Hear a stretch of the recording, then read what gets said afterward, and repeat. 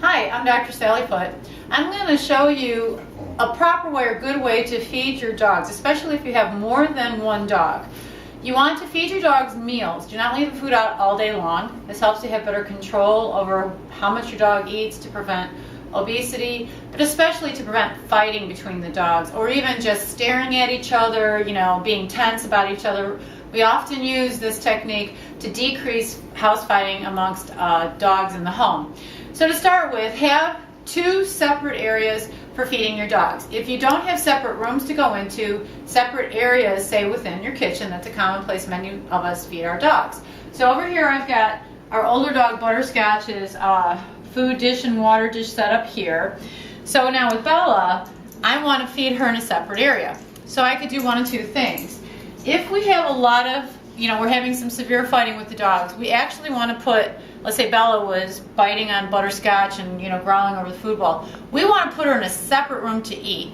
Now, where would I set that up? I could go into that other room there that you saw the doorway going out to. But basically, I would measure out her food, put it in the bowl, and then I'm going to come in here and say, Bella, come. Good girl. I'm going to set it down there, and I will close the door. She's silent. She's on her own. She has got no chance to aggress at Butter. Then I would say feed Butter here, Butterscotch, and he could take care of his eating. And I would not let Bella out until Butterscotch was finished. I would give him about 20 minutes to eat, and if Butterscotch had not finished, then I would remove his food. Now let's say you don't have another room like that. What am I going to do inside this room? Well, that's where we want to kind of use our barriers, ways that dogs can't see each other while they're eating. So you see Butter's eating areas here, and if we go on the other side of this bookcase, I've got some floor space here I could feed Bella at, and most importantly, you, the leader, are going to stay here in the kitchen and drink your cup of coffee or eat your breakfast, because your presence is going to help to maintain that these dogs are going to stay in their proper places of eating. So, what I would do, let me get Bella. Oh, dear, good girl.